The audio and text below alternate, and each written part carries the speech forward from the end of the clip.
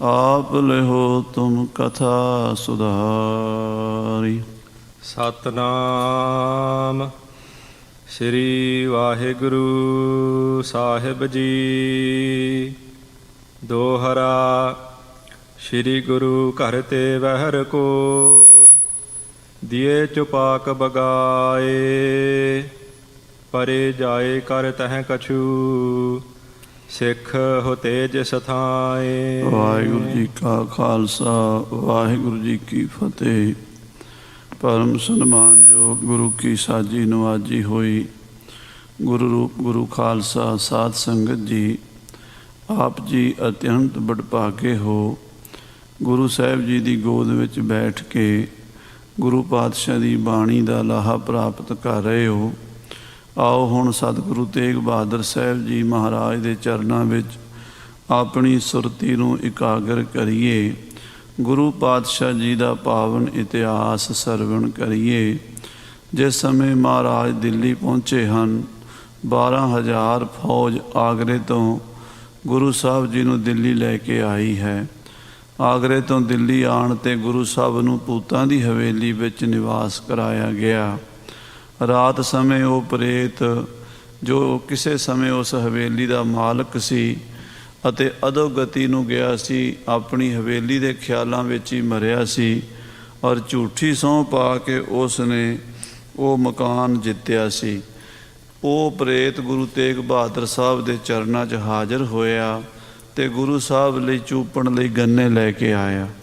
पातशाह जी ने गन्ने चूपे, कुछ छेलना हवेली तो बाहर सिखां जिथे सिख बैठे सन उन्हां कोल सिट दित्तियां ते कुछ उस प्रेत नूं सीत प्रसाद दिता, जिहदे करके उस दी आत्मा का कल्याण हो गया। वो तो मुक्त हो के सचखंड नूं चला गया। गुरु साहब जी की किरपा नाल सदगति उसनूं मिल गई। बाहर जिहड़े सिख बैठे सन उन्होंने भी कुछ महाराज का सीत प्रसाद समझ के वो जिहड़े छिल्लड़ सन चुपाक सन, गन्ने के चूपण तो बाद जिहड़ा फोक सुट दिता जाता वो पातशाह का प्रसाद मूँह च पा लिया। उन्हां विच किन्नी क शक्ति किन्नी क करामात आ गई कि वो बेअंत समर्था दे मालक हो गए। आओ इस तो अगली कथा कविराज भाई संतोख सिंह जी की रसना तो उन्हां दी कलम तो ही सरवण करिए। प्यार नाल आखिए सतनाम श्री वाहिगुरु साहिब जी। सतनाम श्री वाहिगुरु साहिब जी। दोहरा श्री गुरु घर ते वहर को सतगुरु जी ने हवेली तो बाहर दिए चुपाक बगाए। वो गन्नियां दे छिल्लड़ अपने चूपण तो बाद जिहड़े चुपाक सन वो बाहर सुट्टे हन बरांडे विच। परे जाए कर तह कछु कुछ छिल्लड़ जिहड़े वो अंदर प्रेत नूं बख्श दिते सन वो छा चूप के मुक्त हो गया ते कुछ साध संगत जी बाहर बरामदे च बैठे सिखां कोल जा पए। सिख हो तेज सथाए। जिथे भाई मती दास सती दास भाई दयाला जी वर्गे भाई ऊदा ते भाई गुरदित्ता वर्गे महान सिख बैठे सन। चौपाई एक सिख ने लै कर मुख पायो। एक सिख ने गुरु साहब जी का वो सीत प्रसाद लैके मुख विच पा लिया। चूपत भयो स्वाद रस आयो। जदों महाराज दे गन्ने का छिल्लड़ मूँह च पाया बड़ा ही रस आया, बड़ा ही आनंद आया, क्योंकि गुरु पातशाह का सीत प्रसाद उहदे मुख नूं लग गया। गुरु उचिष्ट को करियो आहारा। जदों गुरु साहब का सीत प्रसाद छकिया, गुरु महाराज का चूपिया होया गन्ना ਉਹਦਾ छिल्लड़ मुख विच पाया। शक्त सहत पा तत छिन पहारा।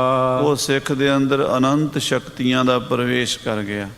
ਜਿਹੜੀਆਂ ਪਾਵਰਾਂ એનર્ਜੀ ਗੁਪਤ ਸ਼ਕਤੀਆਂ ਹਨ, ਗੈਬੀ ਸ਼ਕਤੀਆਂ ਹਨ, ਕੁਛ ਦਾ ਕੁਛ ਕਰ ਸਕਣ ਦੀ ਜਿਹੜੀ ਸਮਰੱਥਾ ਹੁੰਦੀ ਹੈ, ਪਾਵਰ ਹੁੰਦੀ ਹੈ, ਆਤਮਿਕ ਸ਼ਕਤੀ, ਉਹ ਉਹਦੇ ਅੰਦਰ ਪੈਦਾ ਹੋ ਗਈ। ਕਰ ਅਹੰਕਾਰ ਆਦਿਕ ਉਰ ਫੂਲਾ। ਹੁਣ ਸ਼ਕਤੀ ਜਦੋਂ ਆ ਜਾਂਦੀ ਹੈ ਫਿਰ ਬੰਦੇ ਨੂੰ ਹੰਕਾਰ ਵੀ ਆ ਜਾਂਦਾ। ਐਸਾ ਕੋਏ ਨਾ ਜਨਮਿਓ ਜਗ ਮਾਹੀ, ਪ੍ਰਭਤਾ ਪਾਏ ਜਾਸ ਮਦ ਨਾਹੀ। ਜਦੋਂ ਪਾਵਰ ਹੱਥ ਵਿੱਚ ਆ ਗਈ ਫੁੱਲ ਗਿਆ। ਜਾਨਤ ਭਇਓ ਨਾ ਕੋ ਮਮ ਤੂਲਾ। ਇੰਨੀ ਕੁ ਸਿੱਖ ਨੂੰ ਤਾਕਤ ਮਿਲ ਗਈ, ਐਨੀ ਕੋ ਸਿੱਖ ਦੇ ਅੰਦਰ ਸ਼ਕਤੀ ਆ ਗਈ, ਸਮਝਣ ਲੱਗਾ ਵੀ ਹੁਣ ਮੇਰੇ ਬਰਾਬਰ ਕੋਈ ਵੀ ਨਹੀਂ, ਮੈਂ ਹੁਣ ਕਿਸੇ ਨੂੰ ਕੀ ਸਮਝਦਾ ਹਾਂ। ਇਸੀ ਪ੍ਰਕਾਰ ਭਈ ਪੁਨਸਾਰ। ਤੇ ਉਹ ਸਾਰੀ ਰਾਤ ਬੈਠਾ ਰਿਹਾ, ਬਾਣੀ ਪੜ੍ਹਦਾ ਰਿਹਾ, ਤੇ ਅੰਦਰ ਉਹਦੇ ਸ਼ਕਤੀ ਜਿਹੜੀ ਹੈ ਉਹ ਬੇਅੰਤ ਠਾਠਾ ਮਾਰਨ ਲੱਗ ਪਈ। ਤੇ ਜਦੋਂ ਸਵੇਰ ਦਾ ਸਮਾਂ ਹੋਇਆ, ਸੂਰਜ ਉਦਿਓ ਮਿਟਿਓ ਅੰਧਕਾਰ। ਤੇ ਪ੍ਰਾਚੀ ਦਿਸ਼ਾ ਵਿੱਚੋਂ ਸੂਰਜ ਦਾ ਪ੍ਰਕਾਸ਼ ਹੋਇਆ, ਹਨੇਰਾ ਮਿਟ ਗਿਆ, ਤੇ ਸਾਰੀ ਦੁਨੀਆ ਵਿੱਚ ਰੋਸ਼ਨੀ ਹੋ ਗਈ। ਤਬ ਤੁਰਕੇਸ਼ੁਰ ਕੇ ਨਰ ਆਏ। ਉਸ ਵੇਲੇ ਬਾਦਸ਼ਾਹ ਔਰੰਗਜ਼ੇਬ ਦੇ ਬੰਦੇ ਗੁਰੂ ਤੇਗ ਬਹਾਦਰ ਸਾਹਿਬ ਨੂੰ ਲੈਣ ਵਾਸਤੇ ਆਏ। ਸ਼ਾਂਤ ਰੂਪ ਸਤਿਗੁਰੂ ਜਿਸ ਥਾਏ। ਜਿੱਥੇ ਸ਼ਾਂਤੀ ਦੇ ਪੁੰਜ, ਧਰਮ ਦੀ ਧੁਜਾ, ਵੈਰਾਗ ਦੀ ਮੂਰਤੀ, ਧੰਨ ਸ੍ਰੀ ਗੁਰੂ ਤੇਗ ਬਹਾਦਰ ਸਾਹਿਬ ਸੱਚੇ ਪਾਤਸ਼ਾਹ ਹਵੇਲੀ 'ਚ ਬੈਠੇ ਸਨ, ਬਾਦਸ਼ਾਹ ਦੇ ਬੰਦੇ ਉਹਨਾਂ ਨੂੰ ਲੈਣ ਵਾਸਤੇ ਉੱਥੇ ਹੀ ਆ ਗਏ। ਨਹੀਂ ਪ੍ਰੇਤ ਨੇ ਕਛੂ ਬਿਗਾਰਾ। ਪਰ ਸਤਿਗੁਰੂ ਪਾਤਸ਼ਾਹ ਨੂੰ ਵੇਖ ਕੇ ਹੈਰਾਨ ਹੋਏ ਵੀ ਇਹ ਜਿਉਂਦੇ ਕਿਵੇਂ ਬੈਠੇ ਹਨ। ਇਸ ਹਵੇਲੀ 'ਚ ਤਾਂ ਜਿਹੜਾ ਵੀ ਰਾਤ ਰਹਿੰਦਾ ਹੈ ਉਹਨੂੰ ਭੂਤ ਰਾਤੋਂ ਰਾਤ ਹੀ ਮਾਰ ਦਿੰਦੇ ਸੀ, ਪਰ ਇਹਨਾਂ ਦਾ ਪ੍ਰੇਤ ਨੇ ਕੁਛ ਵਿਗਾੜਿਆ ਨਹੀਂ, ਇਹਨਾਂ ਨੂੰ ਪ੍ਰੇਤ ਨੇ ਕੁਝ ਆਖਿਆ ਨਹੀਂ। ਇਸ ਤਰ੍ਹਾਂ ਵੇਖ ਕੇ ਬੜੇ ਹੈਰਾਨ ਹੋਏ ਹਨ। ਨਹੀਂ ਤਰਸੇ ਬੈਠੇ ਸੁਖ ਭਾਰਾ। ਤੇ ਇਹਨਾਂ ਦੇ ਚਿਹਰੇ ਤੇ ਡਰ ਵੀ ਕੋਈ ਨਹੀਂ, ਬੜੇ ਸੁੱਖ ਵਿੱਚ, ਬੜੇ ਆਨੰਦ ਵਿੱਚ, ਬੜੀ ਸ਼ਾਂਤੀ ਵਿੱਚ ਬੈਠੇ ਹੋਏ ਹਨ। ਇਮ ਸੁਨ ਗੁਰੂ ਹਕਾਰਨ ਕਰੇ। ਇਸ ਤਰ੍ਹਾਂ ਸੁਣ ਕੇ ਸ੍ਰੀ ਗੁਰੂ ਤੇਗ ਬਹਾਦਰ ਸਾਹਿਬ ਸੱਚੇ ਪਾਤਸ਼ਾਹ ਜੀ ਮਹਾਰਾਜ ਨੇ ਸਿੱਖਾਂ ਨੂੰ ਬੁਲਾਇਆ। ਤੁਰਕੇਸ਼ੁਰ ਨੇ ਉਰ ਹਠ ਧਰੇ। ਬਾਦਸ਼ਾਹ ਦੇ ਬੰਦੇ ਕਹਿਣ ਲੱਗੇ, ਮਹਾਰਾਜ ਤੁਹਾਨੂੰ ਬਾਦਸ਼ਾਹ ਨੇ ਆਪਣੀ ਕਚਹਿਰੀ ਵਿੱਚ ਸੱਦਿਆ ਹੈ, ਤੁਸੀਂ ਬਾਦਸ਼ਾਹ ਦੀ ਕਚਹਿਰੀ ਵਿੱਚ ਚੱਲੋ। ਨਿਕਸੇ ਭਵਨ ਬਿਖੇ ਤੇ ਜਬੈ। ਜਦੋਂ ਗੁਰੂ ਸਾਹਿਬ ਨੂੰ ਇੱਦਾਂ ਉਹਨਾਂ ਨੇ ਅਫਸਰਾਂ ਨੇ ਆਖਿਆ ਵੀ ਤੁਹਾਨੂੰ ਕਚਹਿਰੀ 'ਚ ਬੁਲਾਇਆ, ਉਠੋ ਚੱਲੋ, ਥੋੜ੍ਹਾ ਜਿਹਾ ਰੋਹਬ ਦੇ ਨਾਲ ਵੀ ਬੋਲਦੇ ਆ ਪੁਲਿਸ ਵਾਲੇ, ਤੁਹਾਨੂੰ ਪਤਾ ਹੀ ਹੈ। ਜਦੋਂ ਇਸ ਤਰ੍ਹਾਂ ਆ ਕੇ ਬੋਲੇ ਨਾ, ਤੇ ਜਿਹੜੇ ਸਿੱਖ ਸੀ ਮਹਾਰਾਜ ਦੇ ਨਾਲ, ਮਿਲੇ ਸਿੱਖ ਸੰਗੀ ਜੇ ਤਬੈ। ਉਹ ਵੀ ਗੁਰੂ ਸਾਹਿਬ ਦੇ ਨਾਲ ਨਾਲ ਤੁਰ ਪਏ। ਬੰਧਨ ਕੀਨ ਚਰਨ ਸਿਰ ਧਰ ਕੈ। ਜਦੋਂ ਮਹਾਰਾਜ ਹਵੇਲੀ ਤੋਂ ਬਾਹਰ ਨਿਕਲੇ ਤੇ ਪੰਜਾਂ ਹੀ ਸਿੱਖਾਂ ਨੇ ਮਹਾਰਾਜ ਦੇ ਚਰਨਾਂ 'ਚ ਮੱਥਾ ਟੇਕਿਆ। ਬੋਲਿਓ ਦੁਆ ਕਰ ਜੋਰਨ ਕਰ ਕੈ। ਜਿਹੜੇ ਸਿੱਖ ਨੇ ਰਾਤ ਮਹਾਰਾਜ ਦਾ ਸੀਤ ਪ੍ਰਸ਼ਾਦ ਛਕਿਆ ਸੀ, ਭਾਈ ਮਤੀ ਦਾਸ ਜੀ ਦਾ ਹੀ ਨਾਮ ਆਉਂਦਾ ਹੈ। ਇੱਥੇ ਭਾਈ ਸਾਹਿਬ ਨੇ ਨਾਂ ਨਹੀਂ ਲਿਖਿਆ ਗੁਰਪ੍ਰਤਾਪ ਵਿੱਚ, ਪਰ ਪ੍ਰਚਾਰਕਾਂ ਕੋਲੋਂ, ਰਾਗੀ ਢਾਡੀ ਸਿੰਘਾਂ ਕੋਲੋਂ ਜੋ ਸੁਣਦੇ ਆ, ਭਾਈ ਮਤੀ ਦਾਸ ਬਾਰੇ ਹੀ ਕਹਿੰਦੇ ਭਾਈ ਮਤੀ ਦਾਸ ਬੋਲਿਆ, ਸ਼੍ਰੀ ਸਤਿਗੁਰ ਕਿਉ ਸੰਕਟ ਸਹੀਆ ਹੈ। ਇਹ ਸਤਿਗੁਰੂ ਜੀ, ਆਪ ਕਿਉਂ ਸੰਕਟ ਸਹਿ ਰਹੇ ਹੋ, ਕਿਉਂ ਇੰਨੀਆਂ ਤਕਲੀਫਾਂ ਸਹਿ ਰਹੇ ਹੋ, ਕਿਉਂ ਇੰਨੀਆਂ ਪਰੇਸ਼ਾਨੀਆਂ ਦਾ ਸਾਹਮਣਾ ਕਰ ਰਹੇ ਹੋ। ਮੋਹ ਕਹੋ ਨੈਣ ਸੈਨ ਸੋ ਕਹੀਆ ਹੈ। ਮਾੜਾ ਜਿਹਾ ਮੈਨੂੰ ਅੱਖ ਦਾ ਇਸ਼ਾਰਾ ਕਰ ਦਿਓ। ਮੈਂ ਸਮਰੱਥ ਹਾਂ ਸਗਰੀ ਭਾਂਤ। ਮੈਂ ਹਰ ਤਰ੍ਹਾਂ ਨਾਲ ਸਮਰੱਥ ਹਾਂ, ਮੇਰੇ ਕੋਲ ਬੜੀ ਪਾਵਰ, ਬੜੀ ਸ਼ਕਤੀ ਹੈ ਗੁਰੂ ਜੀ। ਚਾਹੋ ਸੋ ਕਰੋ ਭਿਖੋ ਸਖਿਆਤ। ਜੇ ਉਹ ਚਾਹਾਂ ਮੈਂ ਹੁਣ ਕਰ ਸਕਦਾ, ਤੁਸੀਂ ਵੇਖੋ ਤਾਂ ਸਹੀ ਮੇਰੇ ਹੱਥ, ਮੈਨੂੰ ਮਹਾਰਾਜ ਮਾੜਾ ਜਿਹਾ ਇਸ਼ਾਰਾ ਤਾਂ ਦਿਓ, ਫਿਰ ਮੈਂ ਦੇਖੋ ਇਹਨਾਂ ਨੂੰ ਕਿਵੇਂ ਦਿਨੇ ਤਾਰੇ ਦਿਖਾਉਂਦਾ ਹਾਂ। 100,000 ਲੱਖਨ ਕਿਆ ਗਨਾਉ। ਮਹਾਰਾਜ ਮੈਂ ਸੈਂਕੜਿਆਂ ਨੂੰ, ਹਜ਼ਾਰਾਂ ਨੂੰ, ਲੱਖਾਂ ਨੂੰ ਕੁਛ ਵੀ ਨਹੀਂ ਸਮਝਦਾ ਹੁਣ। ਤੁਰਕ ਤੁਰਕ ਪਤ ਜੁਤ ਸਭ ਹਨੋ। ਮਹਾਰਾਜ ਸਮੇਤ ਔਰੰਗਜ਼ੇਬ ਦੇ ਇਹਨਾਂ ਸਾਰਿਆਂ ਤੁਰਕਾਂ ਦਾ ਨਾਮੋ ਨਿਸ਼ਾਨ ਮਿਟਾ ਸਕਦਾ ਹਾਂ। ਬਾਕੀ ਸੰਤਤ ਰਹਿ ਨਾ ਜੈਸੇ। ਅੱਗੇ ਇਹਨਾਂ ਦੀ ਔਲਾਦ ਵੀ ਨਾ ਰਵੇ, ਇਹਨਾਂ ਦਾ ਨਾਂ ਲੈਣ ਵਾਲਾ ਵੀ ਨਾ ਕੋਈ ਰਵੇ, ਇਹਨਾਂ ਦੀ ਜਨਰੇਸ਼ਨ ਹੀ ਖਤਮ ਕਰ ਦਿਆਂਗਾ। ਮੈਂ ਕਰ ਕਰਮ ਦਿਖਾਵੋ ਐਸੇ। ਇਹ ਸਤਿਗੁਰੂ, ਮੈਂ ਇਹੋ ਜਿਹਾ ਕਰਮ ਤੁਹਾਡੀ ਕਿਰਪਾ ਨਾਲ ਕਰਕੇ ਦਿਖਾ ਸਕਦਾ ਵੀ ਤੁਰਕਾਂ ਨੂੰ ਨਾਨੀ ਯਾਦ ਆ ਜਾਏਗੀ, ਕੰਨਾਂ ਨੂੰ ਹੱਥ ਲਾਉਣਗੇ, ਗਲਤੀ ਮੰਨਣਗੇ ਆਪਣੀ। ਇਹ ਮਹਿ ਜੇ ਬਿਲੰਬ ਕਛ ਲਹੋ। ਜੇ ਮਹਾਰਾਜ ਇਹਦੇ ਵਿੱਚ ਕੁਝ ਦੇਰੀ ਸਮਝਦੇ ਹੋ, ਅਪਰ ਘਰੋਂ ਜੇ ਆਇਸ ਕਹੋ। ਤੇ ਕੁਝ ਹੋਰ ਕਰਨਾ ਤੇ ਉਹ ਕਰ, ਆਗਿਆ ਦਿਓ, ਬਸ ਹੁਕਮ ਦਿਓ। ਹੁਣ ਮੇਰੇ ਤੋਂ ਵੀ ਦੇਖਿਆ ਨਹੀਂ ਜਾਂਦਾ, ਮੇਰੇ ਕੋਲੋਂ ਆਪਣੇ ਗੁਰੂ ਦੀ ਬੇਅਦਬੀ ਜਰੀ ਨਹੀਂ ਜਾਂਦੀ। ਦਿੱਲੀ ਅਰ ਲਵਪੁਰ ਬਡਖਾਨਾ। ਦਿੱਲੀ ਤੇ ਲਾਹੌਰ ਵੱਡੇ ਵੱਡੇ ਜਿਹੜੇ ਤੁਰਕਾਂ ਦੇ ਸ਼ਹਿਰ ਹਨ, ਜਿਨ ਮਹਿ ਤੁਰਕਨ ਜ਼ੋਰ ਮਹਾਨਾ। ਜਿੱਥੇ ਤੁਰਕਾਂ ਦਾ ਜ਼ੋਰ ਹੈ, ਜਿੱਥੇ ਤੁਰਕਾਂ ਦਾ ਸਿੱਕਾ ਚੱਲਦਾ, ਦਿੱਲੀ ਵਿੱਚ, ਲਾਹੌਰ ਵਿੱਚ, ਆਗਰੇ ਵਿੱਚ, ਵੱਡੇ ਵੱਡੇ ਜਿਹੜੇ ਸੂਬੇ ਹਨ 22 ਇਹਨਾਂ ਦੇ, ਇਸਤਰੀ ਆਦ ਸੁਤਾ ਸੁਤ ਸਾਰੇ। ਇਹਨਾਂ ਦੇ ਧੀਆਂ ਪੁੱਤ, ਇਸਤਰੀਆਂ, ਬੇਗਮਾਂ, ਬੱਚੇ, ਬੁੱਢੇ, ਬਸਹਿ ਮਲੇਸ਼ ਸਹਿਤ ਪਰਵਾਰੇ। ਜਿੱਥੇ ਮਲੇਸ਼ ਪਰਿਵਾਰਾਂ ਸਮੇਤ ਵਸਦੇ ਨੇ। ਮਾਰਨ ਗਊ ਗਰੀਬ ਨੂੰ ਧਰਤੀ ਉੱਪਰ ਪਾਪ ਬਿਥਾਰਾ। ਇਹ ਧਰਤੀ ਉੱਤੇ ਪਾਪ ਕਰਦੇ ਨੇ, ਗਊ ਗਰੀਬਾਂ ਦੇ ਜ਼ੁਲਮ ਕਰਦੇ ਨੇ, ਈਰਖਾ ਤੇ ਦਵੈਸ਼ ਨਾਲ ਭਰੇ ਹੋਏ ਨੇ। ਸਾਧ ਸੰਗਤ ਜੀ, ਧਰਮ ਤਾਂ ਸਾਰੇ ਹੀ ਚੰਗੇ ਹੁੰਦੇ ਨੇ, ਕੋਈ ਮਾੜਾ ਨਹੀਂ ਹੁੰਦਾ, ਪਰ ਜਿਹੜੀ ਕੱਟੜਤਾ ਹੁੰਦੀ ਹੈ ਨਾ, ਜਿਹੜੇ ਧਰਮ 'ਚ ਆ ਜਾਵੇ, ਉਹਦੇ 'ਚ ਫਿਰ ਈਰਖਾ ਤੇ ਦਵੈਸ਼ ਵੀ ਆ ਜਾਂਦੀ ਹੈ। ਆ ਕੱਲ੍ਹ ਪਰਸੋਂ ਤੁਸੀਂ ਦੇਖਿਆ ਹੀ ਹੈ ਕਿੱਡਾ ਮੁਤੱਸਬ ਉਹਨਾਂ ਲੋਕਾਂ ਨੇ ਦਿਖਾਇਆ। ਸ਼ੇਰੇ ਪੰਜਾਬ ਮਹਾਰਾਜਾ ਰਣਜੀਤ ਸਿੰਘ ਦਾ ਸਟੈਚੂ ਜਿਹੜਾ ਬਣਿਆ ਹੋਇਆ ਸੀ ਕਿਲ੍ਹਾ ਲਾਹੌਰ ਦੇ ਵਿੱਚ, ਉਹਦੀ ਨਿਰਾਦਰੀ ਕੀਤੀ ਹੈ। ਅਤੇ ਇੱਕ ਪਠਾਨ ਬੋਲੀ ਜਾਂਦਾ ਸੀ, ਸਿੱਖੋ ਉਹ ਹਰੀ ਸਿੰਘ ਨਲੂਏ ਨੇ ਤੇ ਸਾਡੇ ਮੁਸਲਮਾਨਾਂ ਦੀ ਮਦਦ ਨਾਲ ਰਾਜ ਕਰ ਲਿਆ ਸ਼ੇਰੇ ਪੰਜਾਬ ਨੇ। ਉਹ ਇਹੋ ਜਿਹੀਆਂ ਗੱਲਾਂ ਕਰਕੇ ਲੋਕਾਂ ਨੂੰ ਭੜਕਾਉਂਦੇ ਹਨ, ਪਰ ਸੱਚਾਈ ਤਾਂ ਮੁੜ ਕੇ ਸਾਹਮਣੇ ਆ ਜਾਣੀ ਹੈ। ਸ਼ਬਦ ਦੀ ਕਲਾ ਵਰਤਣੀ ਹੈ ਸਾਰੇ ਸੰਸਾਰ ਵਿੱਚ। ਜਦੋਂ ਗੁਰੂ ਨਾਨਕ ਦੀ ਬਾਣੀ ਗੁਰੂ ਕੇ ਸਿੱਖ ਪੜ੍ਹਨਗੇ, ਅਸੀਂ ਨਲੂਏ ਵਰਗੇ ਨਹੀਂ ਬਣ ਸਕਦੇ। ਉਹਦਾ ਕਾਰਨ ਇਹੀ ਹੈ ਵੀ ਸਾਡੇ ਕੋਲ ਹੁਣ ਬਾਣੀ ਨਹੀਂ ਰਹੀ, ਉਹਨਾਂ ਵਾਲਾ ਬਾਣਾ ਨਹੀਂ ਰਿਹਾ। ਜਥੇਦਾਰ ਹਰੀ ਸਿੰਘ ਜੀ ਨਲੂਆ 5 ਗ੍ਰੰਥੀ ਤੇ 10 ਗ੍ਰੰਥੀ ਦਾ ਰੋਜ਼ ਦਾ ਨਿਤਨੇਮ ਕਰਦੇ ਸੀ। ਲਗਭਗ 10 ਘੰਟੇ ਬਾਣੀ ਪੜ੍ਹੀ ਜਾਣੀ, ਜਪੀ ਜਾਣਾ, ਰਹਿ ਰਾਸ ਤੱਕ ਸਾਰਾ ਦਿਨ ਜੰਗ ਦੇ ਵਿੱਚ ਵੀ ਰਹਿਣਾ ਤੇ ਗੁਰਬਾਣੀ ਨਾਲ ਵੀ ਜੁੜੇ ਰਹਿਣਾ। ਜਿਹੜਾ ਬਾਣੀ ਨਾਲ ਜੁੜਿਆ ਉਹਦੇ ਅੰਦਰ ਫਿਰ ਰੂਹਾਨੀ ਸ਼ਕਤੀ ਆ ਜਾਂਦੀ, ਉਹਦੇ ਸਾਹਮਣੇ ਕੋਈ ਠਹਿਰਦਾ ਨਹੀਂ। ਸੋ ਸਾਧ ਸੰਗਤ ਜੀ, ਖਾਲਸੇ ਨੂੰ ਮਹਾਰਾਜ ਸੱਚੇ ਪਾਤਸ਼ਾਹ ਬੜੀਆਂ ਵੱਡੀਆਂ ਬਰਕਤਾਂ ਦਿੱਤੀਆਂ। ਜੇ ਆਪਾਂ ਗੁਰੂ ਦੇ ਭਾਣੇ 'ਚ ਆ ਜਾਈਏ, ਬਾਣੀ ਬਾਣੇ 'ਚ ਤਿਆਰ ਬਰ ਤਿਆਰ, ਫਿਰ ਸਾਨੂੰ ਨਹੀਂ ਕੋਈ ਹਰਾ ਸਕਦਾ। ਇਹ ਜਿਹੜੇ ਮੁਤੱਸਬੀ ਲੋਕ ਹਨ, ਇਹ ਤਾਂ ਪਲ ਵਿੱਚ ਹੀ ਝੜ ਜਾਣੇ ਹਨ। ਮਹਾਰਾਜ ਦਾ ਬਚਨ ਹੈ ਕਲਗੀਧਰ ਪਾਤਸ਼ਾਹ ਜੀ ਦਾ, ਕਹਿੰਦੇ ਡੰਕਾ ਬਾਜੇ ਫਤਿਹ ਕਾ ਗੁਰੂ ਨੇਕ ਲੰਕ ਅਵਤਾਰ।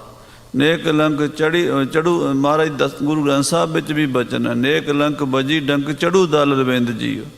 ਨੇਕ ਲੰਕ ਅਕਾਲ ਪੁਰਖ ਪਰਮੇਸ਼ਰ ਗੁਰੂ ਗੋਬਿੰਦ ਸਿੰਘ ਸਾਹਿਬ ਦੀਆਂ ਫੌਜਾਂ ਚੜ੍ਹਨੀਆਂ, ਫਿਰ ਸਾਰੇ ਪਾਸੇ ਸਫਾਈ ਹੋਣੀ ਹੈ। ਧਰਮ ਦਾ ਨਾਸ ਅਤੇ ਧਰਮ ਦਾ ਪ੍ਰਕਾਸ਼ ਹੋਣਾ। ਸੋ ਸਤਿਗੁਰੂ ਮਹਾਰਾਜ ਸਾਹਿਬ ਸ੍ਰੀ ਗੁਰੂ ਤੇਗ ਬਹਾਦਰ ਸਾਹਿਬ ਨੂੰ ਸਿੱਖ ਕਹਿ ਰਿਹਾ ਹੈ, ਮਹਾਰਾਜ ਮੈਥੋਂ ਬੇਅਦਬੀ ਨਹੀਂ ਵੇਖੀ ਜਾਂਦੀ, ਇਹ ਬੜਾ ਪਾਪ ਕਰਦੇ ਨੇ, ਜ਼ੁਲਮ ਕਰਦੇ ਨੇ, ਮਲੇਸ਼ ਮੈਲੀ ਇੱਛਾ ਰੱਖਦੇ ਨੇ। ਦੂਜਾ ਕੋਈ ਧਰਮ ਰਵੇ ਹੀ ਨਾ, ਦੂਜਾ ਕੋਈ ਇਨਸਾਨ ਜੀਵੇ ਹੀ ਨਾ, ਕੋਈ ਆਜ਼ਾਦ ਨਾ ਰਵੇ, ਸਾਡੇ ਗੁਲਾਮ ਬਣ ਕੇ ਰਹਿਣ ਸਾਰੇ। ਗੁਰੂ ਤੇਗ ਬਹਾਦਰ ਸਾਹਿਬ ਦਾ ਇਸਲਾਮ ਨਾਲ ਕੋਈ ਵੈਰ ਨਹੀਂ ਸੀਗਾ, ਨਾ ਹਿੰਦੂਆਂ ਨਾਲ ਕੋਈ ਉਹਨਾਂ ਦੀ ਬਹੁਤੀ ਬਈ ਉਹ ਉਹਨਾਂ ਤੋਂ ਕੁਝ ਲੈਣਾ ਸੀ। ਗੱਲ ਇਹ ਸੀ ਵੀ ਕੋਈ ਕਿਸੇ ਨੂੰ ਕਿਉਂ ਆਪਣੀ ਈਨ ਮਨਾਵੇ।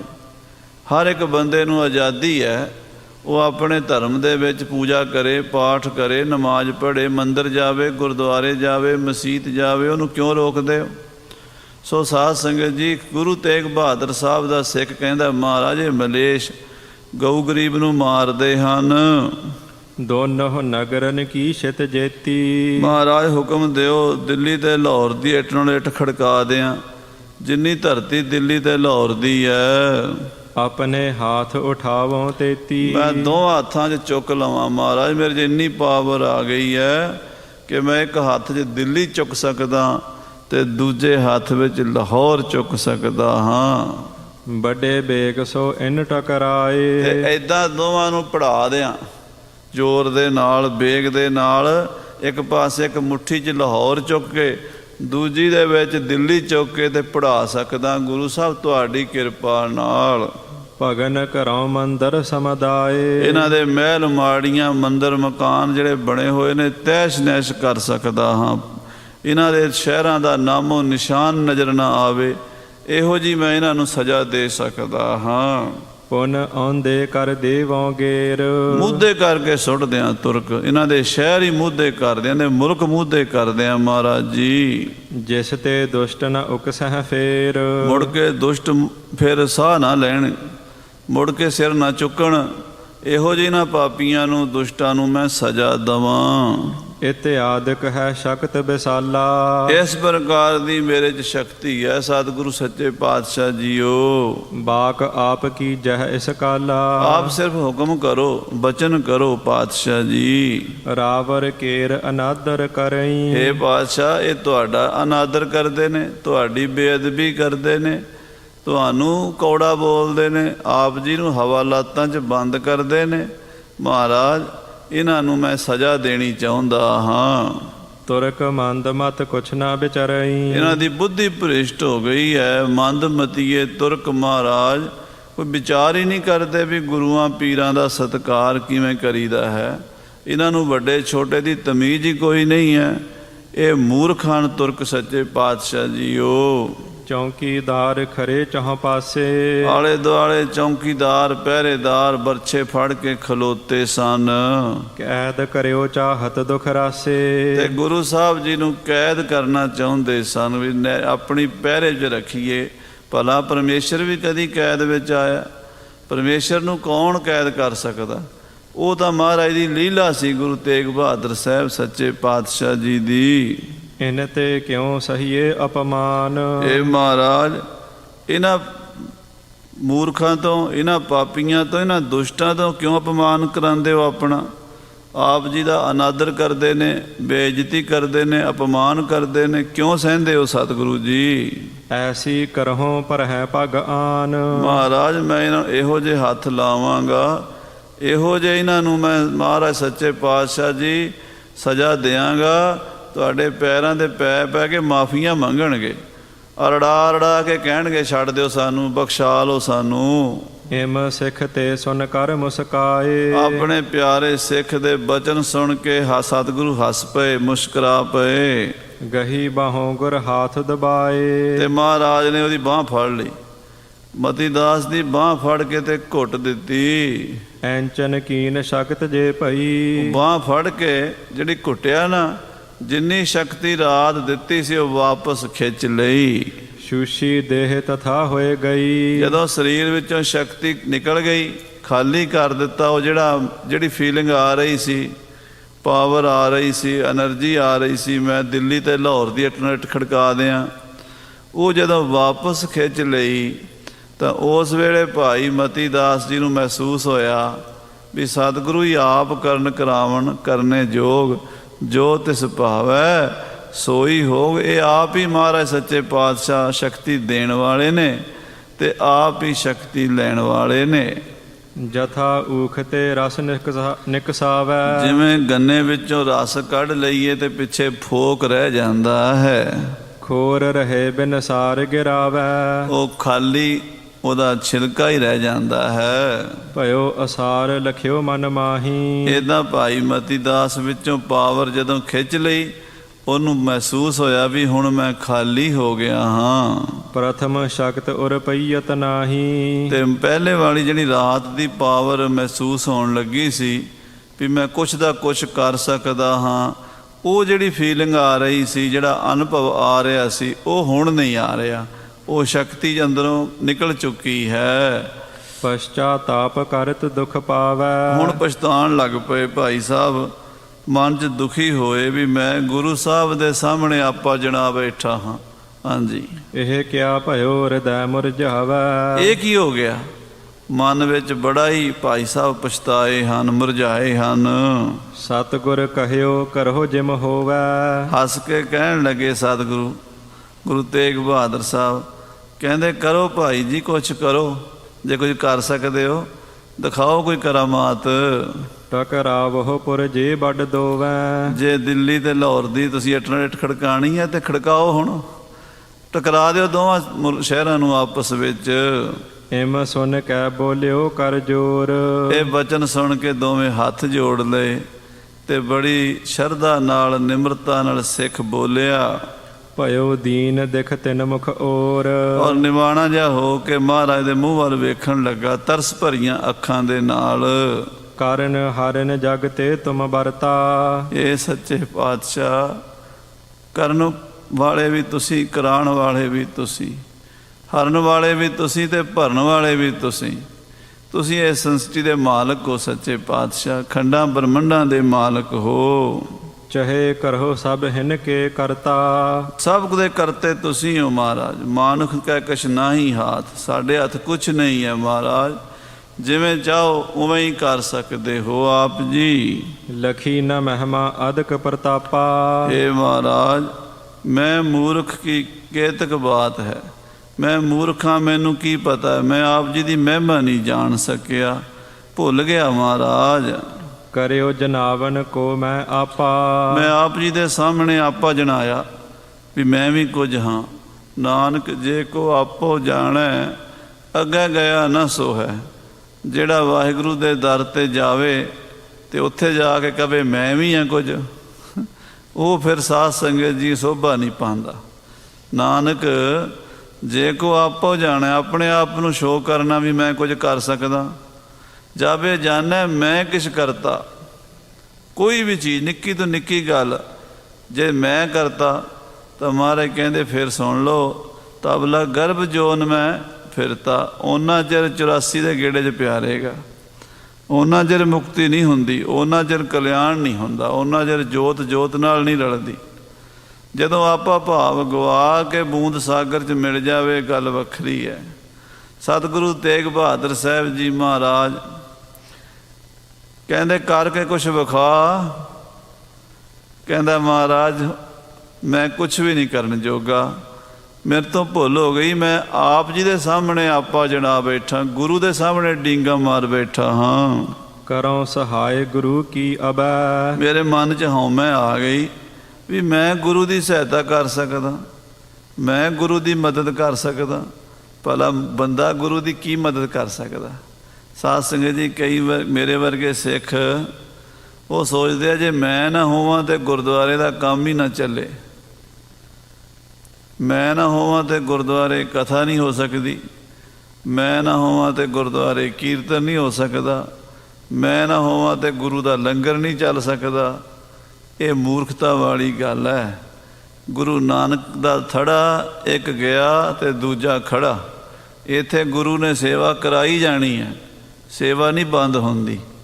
ਤੇ ਸਾਧ ਸੰਗਤ ਜੀ, ਗੁਰੂ ਨੇ ਜੋ ਕਰਾਉਣਾ ਉਹ ਹੋ ਜਾਣਾ, ਜਿਹੜਾ ਗੁਰੂ ਨੇ ਨਹੀਂ ਕਰਾਉਣਾ ਹੋ ਨਹੀਂ ਸਕਦਾ। ਜਿੰਨੀ ਮਰਜ਼ੀ ਤਾਕਤ ਲਾ ਲਓ, ਆਖੋ ਸਤਿਨਾਮ ਸ੍ਰੀ ਵਾਹਿਗੁਰੂ, ਜਿੰਨਾ ਮਰਜ਼ੀ ਜ਼ੋਰ ਲਾ ਲਓ। ਮੇਰਾ ਕੀਆ ਕਛੂ ਨਾ ਹੋਏ, ਕਰ ਹੈ ਰਾਮ ਹੋਏ ਹੈ ਸੋਏ। ਸਤਿਗੁਰੂ ਤੇਗ ਬਹਾਦਰ ਸਾਹਿਬ ਸੱਚੇ ਪਾਤਸ਼ਾਹ ਜੀ ਦੇ ਸਾਹਮਣੇ ਹੁਣ ਸਿੱਖ ਕਹਿ ਰਿਹਾ, ਮਹਾਰਾਜ ਮੇਰੀ ਕੀ ਔਕਾਤ ਹੈ ਕਿ ਮੈਂ ਕੁਝ ਕਰ ਸਕਾਂ? ਕਰਨ ਵਾਲੇ ਤਾਂ ਆਪ ਹੀ ਹੋ। ਹਤੋਂ ਤੁਰਕ ਜੇ ਦੋਖੀ ਸਭੈ। ਜਿਹੜੇ ਦੋਖੀ ਹਨ, ਦੁਸ਼ਟ ਹਨ, ਤੁਰਕ ਹਨ ਮਹਾਰਾਜ, ਇਹਨਾਂ ਨੂੰ ਸੋਧਾ ਲਾਉਣ ਦੀ ਇੱਛਾ ਮੇਰੇ ਮਨ 'ਚ ਹੋਈ ਸੀ। ਐਸੀ ਕਰਹੁ ਇਨਹੋ ਕੇ ਸੰਗ। ਮੇਰੇ ਮਨ 'ਚ ਖਿਆਲ ਆਇਆ ਇਹਨਾਂ ਨੂੰ ਇਹੋ ਜਿਹੀ ਨਾਨੀ ਯਾਦ ਕਰਾਵਾਂ, ਇਹੋ ਜਿਹੀ ਇਹਨਾਂ ਨੂੰ ਸਜ਼ਾ ਦਿਆਂ, ਚੇਤੇ ਕਰਨ, ਮੁੜ ਕੇ ਫਿਰ ਇਹੋ ਜਿਹਾ ਗੁਨਾਹ ਨਾ ਕਰਨ। ਜਰ ਸਮੇਤ ਤਰ ਸਗਰੋ ਭੰਗ। ਇਹਨਾਂ ਦੀ ਜੜ੍ਹਾਂ ਹੀ ਪੁੱਟ ਕੇ ਖਾਰੇ ਸਮੁੰਦਰ 'ਚ ਸੁੱਟ ਦਿਆਂ, ਇਹਨਾਂ ਦਾ ਨਾਮੋ ਨਿਸ਼ਾਨ ਖਤਮ ਕਰ ਦਿਆਂ। ਭਈ ਸ਼ਕਤ ਜਬ ਮੋਹ ਮਹਿ ਭਾਰੀ। ਜਦੋਂ ਮੇਰੇ ਵਿੱਚ ਸ਼ਕਤੀ ਆਈ ਸੀ ਗੁਰੂ ਜੀ, ਸਰਬ ਜਥਾਰਥ ਗਿਰਾ ਉਚਾਰੀ। ਤੇ ਮੈਂ ਇਹ ਬਚਨ ਕਹਿ ਬੈਠਾ, ਗੁਰੂ ਜੀ ਰਾਵਰ ਨੇ ਬਾਹੂ ਮਮ ਗਹੀ। ਤੁਸੀਂ ਮੇਰੀ ਬਾਂਹ ਫੜ ਕੇ ਮੇਰੀ ਉਹ ਸ਼ਕਤੀ ਵਾਪਸ ਖਿੱਚ ਲਈ ਹੈ। ਭਇਓ ਰੰਕ ਨਾ ਸ਼ਕਤ ਕਛ ਰਹੀ। ਹੁਣ ਤੇ ਮੈਂ ਕੁਛ ਵੀ ਨਹੀਂ ਕਰਨ ਜੋਗਾ ਰਿਹਾ ਮਹਾਰਾਜ। ਉਹ ਪਾਵਰ ਜਿਹੜੀ ਤੁਸੀਂ ਦਿੱਤੀ ਸੀ ਉਹਦੇ ਆਸਰੇ ਤੇ ਮੈਂ ਕਹਿੰਦਾ ਸੀ ਮੈਂ ਕੁਝ ਕਰ ਸਕਦਾ, ਹੁਣ ਉਹ ਮੇਰੇ ਕੋਲ ਰਹੀ ਨਹੀਂ। ਮੈਂ ਖਾਲੀ ਹੋ ਗਿਆ, ਨਿੰਬੂ ਦੀ ਤਰ੍ਹਾਂ ਨਿਚੋੜ ਸੁੱਟਿਆ ਮਹਾਰਾਜ ਤੁਸੀਂ। ਹੁਣ ਮੈਂ ਕੁਛ ਨਹੀਂ ਕਰ ਸਕਦਾ। ਅਖਿਲ ਬਿਨਾਸਿਓ ਜੋ ਮਮ ਦਾਪ। ਜਿੰਨਾ ਮੇਰੇ ਕੋਲ ਤਪ ਤੇਜ ਸੀ ਤੁਸੀਂ ਵਾਪਸ ਲੈ ਲਿਆ। ਜਿਮ ਬਾਸ਼ਤ ਤਿਮ ਵਰਤੋ ਆਪ। ਮਹਾਰਾਜ ਤੁਹਾਡੀ ਮਰਜ਼ੀ ਨਾਲ ਹੀ ਸਾਰਾ ਕੁਝ ਹੁੰਦਾ ਹੈ। ਤੁਸੀਂ ਦਾਤਾਂ ਦੇਣ ਵਾਲੇ ਹੋ, ਤੁਸੀਂ ਵਾਪਸ ਲੈਣ ਵਾਲੇ ਹੋ, ਕਰਨ ਵਾਲੇ ਵੀ ਤੁਸੀਂ ਹੋ, ਕਰਾਉਣ ਵਾਲੇ ਵੀ ਤੁਸੀਂ ਹੋ। ਧੀਰਜ ਸਹਿਤ ਗੰਭੀਰ ਉਦਾਰਾ। ਮਹਾਰਾਜ ਸੱਚੇ ਪਾਤਸ਼ਾਹ ਧੀਰਜ ਦੇ ਨਾਲ ਕਵਨ ਲਖੈ ਪ੍ਰਭਿਆ ਤੁਮਾਰਾ। ਮਹਾਰਾਜ ਆਪ ਜੀ ਵਿਚਰਦੇ ਹੋ, ਗੰਭੀਰ ਆਸ਼ਾ ਤੁਹਾਡਾ, ਤੁਹਾਡੇ ਅਭਿਪਰਾਏ ਨੂੰ, ਤੁਹਾਡੇ ਮਕਸਦ ਨੂੰ, ਤੁਹਾਡੇ ਨਿਰਣੇ ਨੂੰ ਕੋਈ ਦੂਜਾ ਨਹੀਂ ਜਾਣ ਸਕਦਾ। ਕਿਸੇ ਮਨੁੱਖ ਦੀ ਕੀ ਔਕਾਤ ਹੈ ਵੀ ਗੁਰੂ ਦੇ ਹਿਰਦੇ ਦੀ ਗੱਲ ਜਾਣ ਲਵੇ। ਮਹਾਰਾਜ ਅਸੀਂ ਛੋਟੀ ਬੁੱਧੀ ਵਾਲੇ ਹਾਂ, ਥੋੜ੍ਹੀ ਮੱਤ ਹੈ ਸਾਡੀ ਮਹਾਰਾਜ, ਥੋੜ੍ਹੀ ਮੱਤ ਵਾਲੇ ਹਾਂ।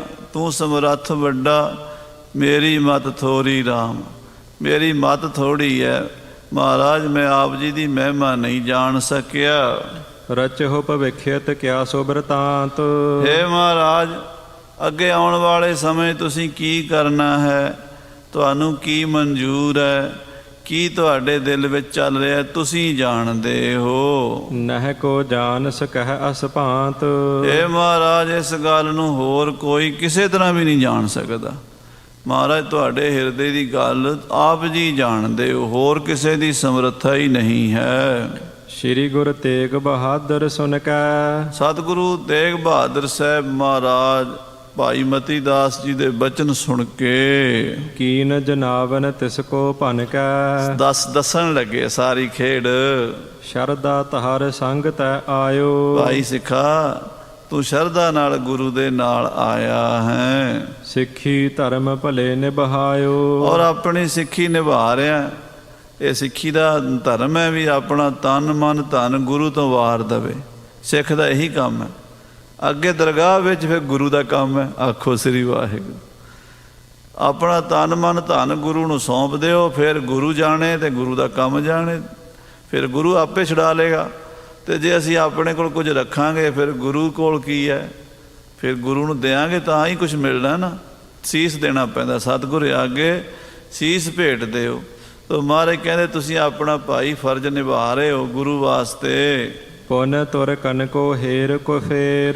ਫਿਰ ਤੁਰਕਾਂ ਦਾ ਇਹ ਕੁਫੇਰ ਜਿਹੜਾ ਚੱਲ ਰਿਹਾ, ਜਿਹੜੀ ਹਨੇਰੀ ਚੱਲ ਰਹੀ ਹੈ, ਜਿਹੜਾ ਤੂਫਾਨ ਚੱਲ ਰਿਹਾ ਔਰੰਗਜ਼ੇਬ ਵੱਲੋਂ, ਉਹ ਵੀ ਤੁਸੀਂ ਸਹਿ ਰਹੇ ਹੋ ਸਾਡੇ ਨਾਲ।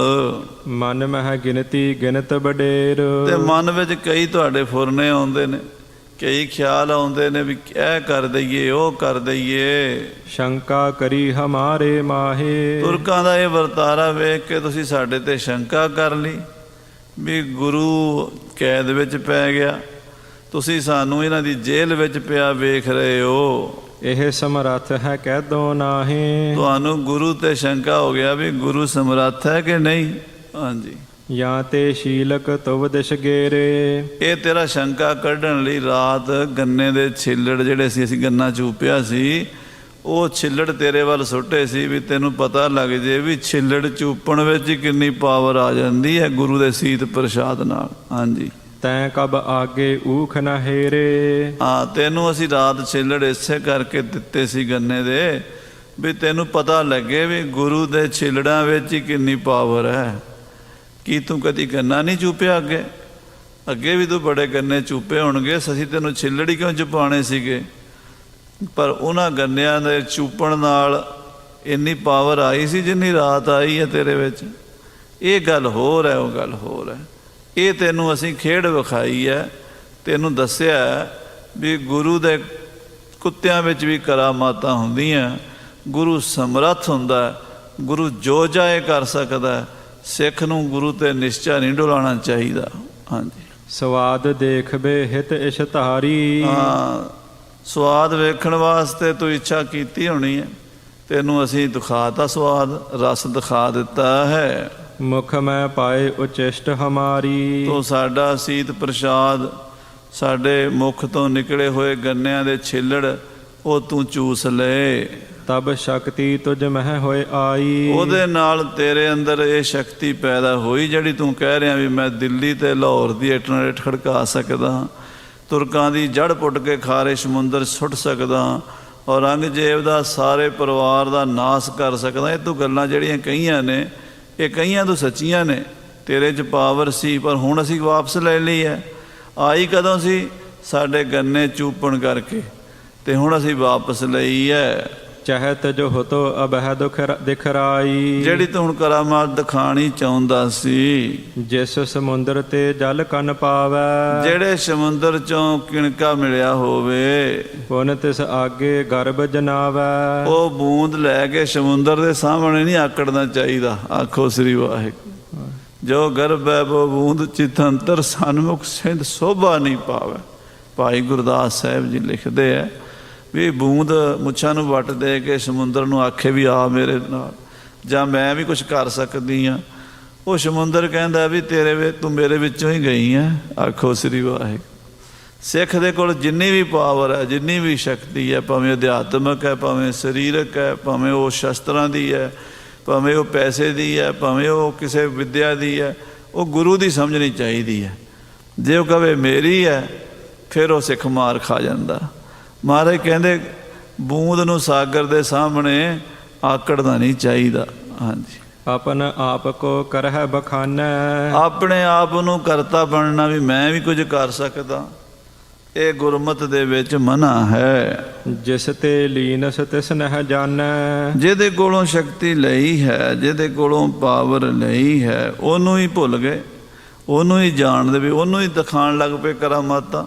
ਹਾਂਜੀ। ਜਿਨ ਸੇਵਾ ਕਰ ਭੀ ਤੁਜ ਮਾਹੀ। ਜਿਨ੍ਹਾਂ ਦੀ ਸੇਵਾ ਕਰਕੇ ਸਿੱਖਾ ਤੈਨੂੰ ਸ਼ਕਤੀ ਮਿਲੀ ਹੈ, ਸੋ ਕਿਆ ਇਮ ਕਰ ਸਕ ਹੈ ਨਾਹੀ। ਕੀ ਉਹ ਨਹੀਂ ਕਰ ਸਕਦੇ? ਤੂੰ ਤੇ ਛਿੱਲੜ ਚੂਪੇ ਤੇ ਇੰਨੀ ਸ਼ਕਤੀ ਆ ਗਈ, ਜਿਨ੍ਹਾਂ ਨੇ ਗੰਨਾ ਚੂਪਿਆ ਉਹ ਕੀ ਕਰ ਸਕਦੇ ਆ? ਇਹ ਤਾਂ ਅੰਦਾਜ਼ਾ ਲਾ ਲੈਣਾ। ਤੂੰ ਕਹਿੰਦਾ ਮੈਂ ਦਿੱਲੀ ਤੇ ਲਾਹੌਰ ਨੂੰ ਪੁੱਠਾ ਕਰ ਦਿਆਂ ਆਪਣੀ ਕਰਾਮਾਤ ਨਾਲ, ਸ਼ਕਤੀ ਨਾਲ, ਪਾਵਰ ਨਾਲ। ਪਰ ਜਿਹੜੇ ਗੁਰੂਆਂ ਦਾ ਸੀਤ ਪ੍ਰਸ਼ਾਦ ਛਕ ਕੇ ਤੇਰੇ ਜੇ ਪਾਵਰ ਆਈ ਹੈ, ਕੀ ਉਹ ਗੁਰੂ ਕੁਛ ਨਹੀਂ ਕਰ ਸਕਦਾ? ਉਹ ਵੀ ਤਾਂ ਸਭ ਕੁਝ ਕਰਨ ਕਾਰਨ ਸਮਰੱਥ ਹੋਣਾ ਚਾਹੀਦਾ। ਤੈਨੂੰ ਪਤਾ ਹੋਣਾ ਚਾਹੀਦਾ। ਹਾਂਜੀ। ਇਸ ਪ੍ਰਕਾਰ ਕੀ ਸੁਧ ਨਹਿ ਜਾਨੀ। ਤੈਨੂੰ ਇਹ ਗੱਲ ਨਹੀਂ ਸਮਝ ਆਈ। ਮੈਂ ਕਰ ਦੈਹੋਂ ਕਰਤ ਬਖਾਨੀ। ਬਲਕਿ ਮੈਂ ਕਰਦਾ ਹਾਂ, ਮੈਂ ਕਰ ਦਾਂਗਾ, ਇਹ ਕਹਿ ਰਿਹਾ ਹੈ। ਸਤਿਗੁਰ ਕਰਹਿ ਕ੍ਰਿਤ ਕੋ ਜੈਸੇ। ਹਾਂ ਭਾਈ, ਗੁਰੂ ਜਿਵੇਂ ਕਰੇ। ਸਿੱਖ ਨਾ ਤਰਕ ਹੈ ਤਿਸ ਕਹੋ ਕੈਸੇ। ਸਿੱਖ ਨੂੰ ਤੇ ਤਰਕ ਨਹੀਂ ਕਰਨੀ ਚਾਹੀਦੀ। ਗੁਰੂ ਕੁਛ ਵੀ ਕਰੇ। ਗੁਰੂ ਸਾਧ ਸੰਗਤ ਜੀ ਰਾਤ ਨੂੰ ਕਹਿ ਦੇਵੇ ਦਿਨ, ਤੇ ਸਿੱਖ ਦਾ ਫਰਜ਼ ਹੈ ਹਾਂਜੀ 7 ਵਚਨ ਜੀ ਦੇਣੀ ਹੈ ਜੀ। ਦਿਨੇ ਦੁਪਹਿਰ ਨੂੰ ਗੁਰੂ ਕਹਿ ਦੇਵੇ ਬੜਾ ਹਨੇਰਾ ਹੈ, ਬਹੁਤ ਹਨੇਰਾ ਹੈ, ਹਾਂਜੀ ਮਹਾਰਾਜ ਜੀ ਇੱਦਾਂ ਹੀ ਹੈ ਜੀ, ਸੱਤ ਹੈ ਜੀ, ਤਾਂ ਸਿੱਖ ਬਣਦਾ। ਹੋਰ ਸਿੱਖ ਥੋੜ੍ਹਾ ਗੁਰੂ ਨੂੰ ਪੜ੍ਹਾਉਣ ਲੱਗ ਜੇ, ਉਹ ਸਿੱਖ ਥੋੜ੍ਹਾ ਹੁੰਦਾ। ਸਿੱਖ ਤਾਂ ਸ੍ਰੀ ਗੁਰੂ ਅੰਗਦ ਦੇਵ ਜੀ ਮਹਾਰਾਜ ਹੋਏ। ਬਾਬਾ ਨੇ ਗੁਰਸਿੱਖ ਲੈਣਾ ਆਇਆ। ਅੱਧੀ ਰਾਤ ਨੂੰ ਮਹਾਰਾਜ ਕਹਿੰਦੇ ਜਾਓ ਸਾਡੇ ਬਸਤਰ ਧੋ ਕੇ ਸੁਕਾ ਕੇ ਹੁਣੇ ਲੈ ਕੇ ਆਓ। ਰਾਤ ਵੀ ਸਿਆਲੀ ਸੀਗੀ, ਤੇ ਜਦੋਂ ਬਾਹਰ ਤੁਰਨ ਲੱਗੇ ਪਿੱਛੋਂ ਆਵਾਜ਼ ਮਾਰ ਕੇ ਕਹਿੰਦੇ ਰਾਤ ਕਿੰਨੀ ਬੀਤੀ ਹੈ ਲੈਣਿਆ, ਦਿਨ ਕਿੰਨਾ ਚੜਿਆ। ਸਾਡੇ ਵਰਗਾ ਹੁੰਦਾ ਉਹਨੇ ਆਖਣਾ ਸੀ ਮਹਾਰਾਜ ਇੱਕ ਗੱਲ ਪੁੱਛ ਲਓ, ਜਾਂ ਤਾਂ ਪੁੱਛ ਲਓ ਰਾਤ ਕਿੰਨੀ ਬੀਤੀ ਹੈ, ਜਾਂ ਪੁੱਛ ਲਓ ਦਿਨ ਕਿੰਨਾ ਚੜਿਆ। ਭਾਈ ਲੈਣੇ ਨੇ ਆਖਿਆ ਸੱਚੇ ਪਾਤਸ਼ਾਹ ਜਿੰਨੀ ਰਾਤ ਆਪ ਜੀ ਨੇ ਬਤੀਤ ਕਰਾਈ ਹੈ ਉਨੀ ਹੋ ਗਈ ਹੈ, ਜਿੰਨਾ ਦਿਨ ਆਪ ਜੀ ਨੇ ਚੜਾਇਆ ਉਹਨਾਂ ਚੜ ਗਿਆ। ਜਿੰਨਾ ਦਿਨ ਆਪ ਨੇ ਚੜਾਇਆ ਉਹਨਾਂ ਚੜ ਗਿਆ। ਮਹਾਰਾਜ ਕਹਿੰਦੇ ਜਾਓ। ਫਿਰ ਅੱਧੀ ਰਾਤ ਕੱਪੜੇ ਧੋਏ ਸੁਕਾਏ ਤੇ ਲਿਆ ਕੇ ਪਾਤਸ਼ਾਹ ਨੂੰ ਭੇਟਾ ਕੀਤੇ ਸਨ। ਇਤਿਹਾਸ ਹੈ ਆਪਣਾ। ਗੁਰੂ ਦੇ ਹੁਕਮ ਵਿੱਚ, ਭਾਣੇ ਵਿੱਚ, ਰਜਾ ਵਿੱਚ ਚੱਲਣ ਵਾਲੇ ਦੀ ਇਹ ਅਵਸਥਾ ਹੁੰਦੀ ਹੈ। ਹਾਂਜੀ। ਹੋਏ ਪ੍ਰਸੰਨ ਬਰਤ ਹੈ ਅਨੁਸਾਰੀ। ਪ੍ਰਸੰਨ ਰਹਿੰਦਾ ਬਸ ਗੁਰੂ ਦੇ ਭਾਣੇ ਵਿੱਚ। ਜਿਵੇਂ ਗੁਰੂ ਰੱਖੇ, ਜੋ ਗੁਰ ਕਹੈ ਸੋਈ ਭਲ ਮਾਨੋ, ਹਰ ਹਰ ਕਥਾ ਨਿਰਾਲੀ। ਹਾਂਜੀ। ਸੋ ਸਿੱਖ ਸੁਖਦ ਮੋਖ ਅਧਿਕਾਰੀ। ਉਹ ਮੁਕਤੀ ਦਾ ਅਧਿਕਾਰੀ ਹੁੰਦਾ, ਉਹਦੇ ਦਰਵਾਜ਼ੇ ਖੁੱਲ੍ਹੇ ਹਨ। ਉਹ ਸੱਚਖੰਡ ਜਾਏਗਾ ਜਿਹੜਾ ਹੁਕਮ ਵਿੱਚ ਆਵੇਗਾ। ਗੁਰ ਸਰਬੱਗੇ ਜਾਨ ਸਭ ਕਰੈ। ਗੁਰੂ ਸਰਬੱਗ ਹੁੰਦਾ ਹੈ, ਗੁਰੂ ਨੂੰ ਸਾਰਾ ਗਿਆਨ ਹੁੰਦਾ ਹੈ। ਉਹ ਜੋ ਕੁਝ ਕਰਦਾ ਗੁਰੂ ਆਪਣੇ ਮਾਪਦੰਡ ਨਿਯਤ ਕੀਤੇ ਹੁੰਦੇ ਗੁਰੂ ਨੇ, ਉਹਦੇ ਹਿਸਾਬ ਨਾਲ ਕਰਦਾ। ਸਿੱਖ ਨੂੰ ਵਿਚਾਰੇ ਨੂੰ ਇੰਨਾ ਪਤਾ ਨਹੀਂ ਹੁੰਦਾ, ਉਹ ਕਾਹਲਾ ਪੈ ਜਾਂਦਾ, ਕਹਿੰਦਾ ਮੈਂ ਕਰ ਦਿਆਂ।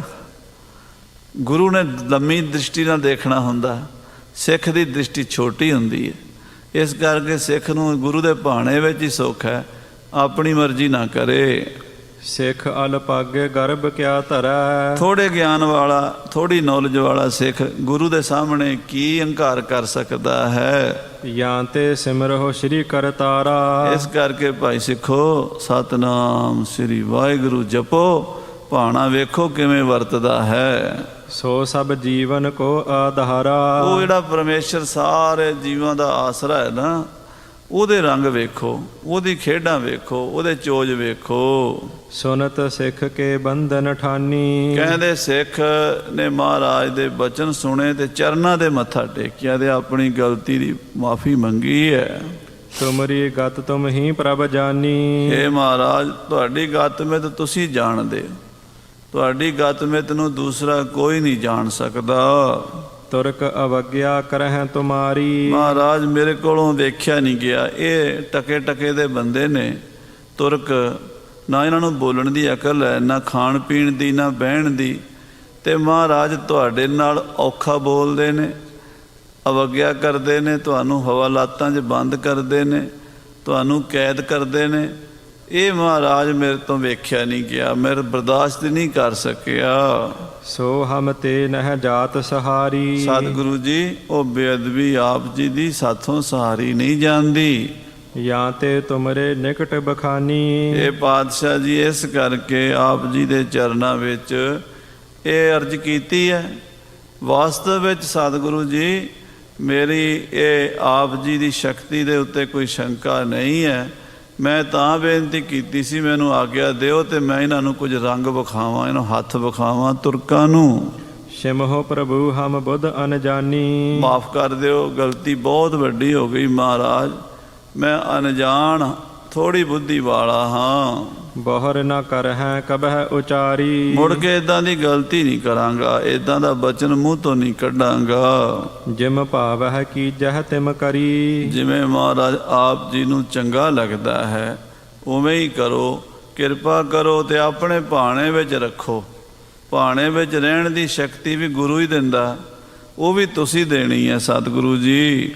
ਇਸ ਪ੍ਰਕਾਰ ਸਿੱਖ ਕੋ ਸਮਝਾਏ। ਇਸ ਤਰ੍ਹਾਂ ਮਹਾਰਾਜ ਸਤਿਗੁਰੂ ਤੇਗ ਬਹਾਦਰ ਸਾਹਿਬ ਆਪਣੇ ਸਿੱਖਾਂ ਨੂੰ ਸਮਝਾਇਆ ਹੈ। ਗਮਨੇ ਗੁਰੂ ਗਿਆਨ ਗਤ ਦਾਏ। ਗਿਆਨ ਤੇ ਮੁਕਤੀ ਦੇ ਦਾਤੇ ਪਾਤਸ਼ਾਹ ਔਰੰਗੇ ਦੀ ਕਚਹਿਰੀ ਵੱਲ ਚੱਲ ਪਏ। ਕੇਤਕ ਚੌਂਕੀਦਾਰ ਸਿਪਾਹੀ। ਕੁਝ ਪਹਿਰੇਦਾਰ ਸਿਪਾਹੀ ਅੱਗੇ ਤੁਰਦੇ ਨੇ, ਕੁਝ ਪਿੱਛੇ ਤੁਰਦੇ ਨੇ, ਕੁਝ ਸੱਜੇ ਤੇ ਕੁਝ ਖੱਬੇ। ਵਿਚਕਾਰ ਗੁਰੂ ਸਾਹਿਬ ਜੀ ਗੁਰੂ ਤੇਗ ਬਹਾਦਰ ਸਾਹਿਬ ਨੂੰ ਲਈ ਜਾਂਦੇ ਨੇ। ਚਲੇ ਸੰਗ ਗਹਿ ਆਯੁਧ ਪਾਹੀ। ਪਰ 6 ਬੰਦੂਕਾਂ ਤੁਰਕਾਂ ਨੇ ਫੜੀਆਂ ਹੋਈਆਂ ਨੇ, ਹਥਿਆਰਾਂ ਨਾਲ ਲੈਸ ਨੇ ਸਿਪਾਹੀ। ਬੜੀ ਤਗੜੀ ਗਾਰਦ ਲੱਗੀ ਹੋਈ ਅੱਗੇ ਪਿੱਛੇ ਗੁਰੂ ਸਾਹਿਬ ਜੀ ਦੇ। ਤੇ ਗੁਰੂ ਮਹਾਰਾਜ ਨੂੰ ਲੈ ਕੇ ਔਰੰਗੇ ਦੀ ਕਚਹਿਰੀ ਵੱਲ ਗਏ ਨੇ। ਹਿਤ ਤਕਰਾਈ ਕੇ ਚਹੂ ਔਰ। ਤਕੜਾਈ ਸਖਤੀ ਆਲੇ ਦੁਆਲੇ ਕੀਤੀ ਹੋਈ ਹੈ। ਪਹਿਰੇ ਉੱਪਰ ਵੀ ਛੱਤਾਂ ਤੇ ਵੀ ਬੰਦੇ ਬੰਦੂਕਾਂ ਲੈ ਕੇ ਖੜੇ ਕੀਤੇ ਹੈ, ਕਿਉਂਕਿ 12,000 ਫੌਜ ਆਗਰੇ ਤੋਂ ਲੈ ਕੇ ਆਈ ਸੀ ਗੁਰੂ ਸਾਹਿਬ ਨੂੰ। ਤੇ ਦਿੱਲੀ 'ਚ ਵੀ ਓਨੀ ਚੌਕਸੀ ਰੱਖਣੀ ਪੈਂਦੀ ਹੈ। ਜਦੋਂ ਅੱਜ ਕੱਲ੍ਹ ਵੀ ਕੋਈ ਵੱਡਾ ਸੂਰਮਾ, ਕੋਈ ਖਾੜਕੂ ਸਿੰਘ ਫੜਦੇ ਨਾ, ਤੇ ਉਹਦੇ ਅੱਗੇ ਪਿੱਛੇ ਗਾਰਦਾਂ ਲਾਈਆਂ ਹੁੰਦੀਆਂ ਵੀ ਪਤਾ ਨਹੀਂ ਕੀ ਕਰ ਦੇਗਾ। ਤੇ ਤੁਰਕ ਡਰਦੇ ਸੀ। ਗੁਰੂ ਤੇਗ ਬਹਾਦਰ ਸਾਹਿਬ ਦਾ ਪ੍ਰਤਾਪ ਹੀ ਬੜਾ ਸੀ ਵੀ ਕੋਈ ਛੁਡਾ ਕੇ ਨਾ ਲੈ ਜੇ, ਕੋਈ ਹਮਲਾ ਨਾ ਕਰ ਦੇਵੇ। ਤੇ ਗੁਰੂ ਸਾਹਿਬ ਆਪ ਵੀ ਬੜੇ ਯੋਧੇ ਨੇ। ਤੇ ਇਸ ਕਰਕੇ ਔਰੰਗਜ਼ੇਬ ਬਾਦਸ਼ਾਹ ਨੇ ਬਹੁਤ ਸਖਤ ਪਹਿਰੇ ਦਿੱਲੀ 'ਚ ਲਾਏ ਹੋਏ ਨੇ। ਜਾਤ ਸਾਥ ਦਿਖ ਰਾਵਤ ਜੋਰ। ਤੇ ਸਰਕਾਰੀ ਜ਼ੋਰ ਦਿਖਾਇਆ ਜਾ ਰਿਹਾ, ਆਪਣੀ ਸ਼ਕਤੀ ਦਾ। ਔਰੰਗਜ਼ੇਬ ਆਪਣੀ ਪਾਵਰ ਦਾ ਇਸਤੇਮਾਲ ਕਰ ਰਿਹਾ ਹੈ। ਸਨੇ ਸਨੇ ਗਮਨਤ ਮਗ ਜਾਤ। ਸਹਿਜੇ ਸਹਿਜੇ ਅਡੋਲ ਪਾਤਸ਼ਾਹ, ਜੋ ਨਰ ਦੁੱਖ ਮੈਂ ਦੁੱਖ ਨਹੀਂ ਮੰਨੈ। ਸੁਖ ਸਨੇਹ ਹਰ ਭੈ ਨਹੀਂ ਜਾਕੈ, ਕੰਚਨ ਮਾਟੀ ਮਾਨੈ। ਉਹਨਾਂ ਨੂੰ ਨਾ ਚੜ੍ਹੇ ਦੀ, ਨਾ ਲੱਥੇ ਦੀ, ਨਾ ਹਰਖ ਦੀ, ਨਾ ਸੋਗ ਦੀ, ਨਾ ਖੁਸ਼ੀ ਦੀ, ਨਾ ਗਮੀ ਦੀ, ਨਾ ਦੁੱਖ ਨਾ ਸੁੱਖ। ਸਦਾ ਹੀ ਆਨੰਦ ਵਿੱਚ ਰਹਿਣ ਵਾਲੇ ਬ੍ਰਹਮ ਗਿਆਨੀ ਪਾਤਸ਼ਾਹ ਤੁਰੇ ਜਾਂਦੇ ਨੇ। ਕੁਸ਼ਕ ਸਿੱਖ ਜਿਨ ਕੇ ਪਛਾਤ। ਜਿਨ੍ਹਾਂ ਦੇ ਪਿੱਛੇ ਕੁਝ ਸਿੱਖ ਭਾਈ ਮਤੀ ਦਾਸ, ਸਤੀ ਦਾਸ, ਦਿਆਲਾ, ਭਾਈ ਗੁਰਦਿੱਤਾ, ਉਹਦਾ ਆਦਿਕ ਜਾ ਰਹੇ ਨੇ। ਸ਼੍ਰੀ ਸਤਿਗੁਰ ਤਬ ਜਾਏ ਪਹੁੰਚੇ। ਮਹਾਰਾਜ ਔਰੰਗੇ ਦੀ ਕਚਹਿਰੀ ਜਾ ਪਹੁੰਚੇ ਨੇ। ਦੁਰਗ ਤੁਰਕ ਪਤ ਕੇ ਪਿਤ ਉੱਚੇ। ਆ ਲਾਲ ਕਿਲਾ ਜਿਹੜਾ ਸਾਧ ਸੰਗਤ ਜੀ ਔਰੰਗੇ ਦਾ ਬਣਾਇਆ, ਇਹਦੇ ਪਿਓ ਸ਼ਾਹਜਹਾਨ ਦੇ ਸਮੇਂ ਦਾਰਾ ਸ਼ਿਕੋ ਨੇ ਬਣਾਇਆ ਸੀ ਕਿਲਾ। ਇਹ ਦਾਰਾ ਸ਼ਿਕੋ ਔਰੰਗਜ਼ੇਬ ਦਾ ਵੱਡਾ ਭਾਈ ਸੀ, ਬੜਾ ਨੇਕ ਬੰਦਾ ਸੀ। ਉਹ ਔਰੰਗੇ ਨੇ ਮਰਵਾ ਦਿੱਤਾ ਸੀ।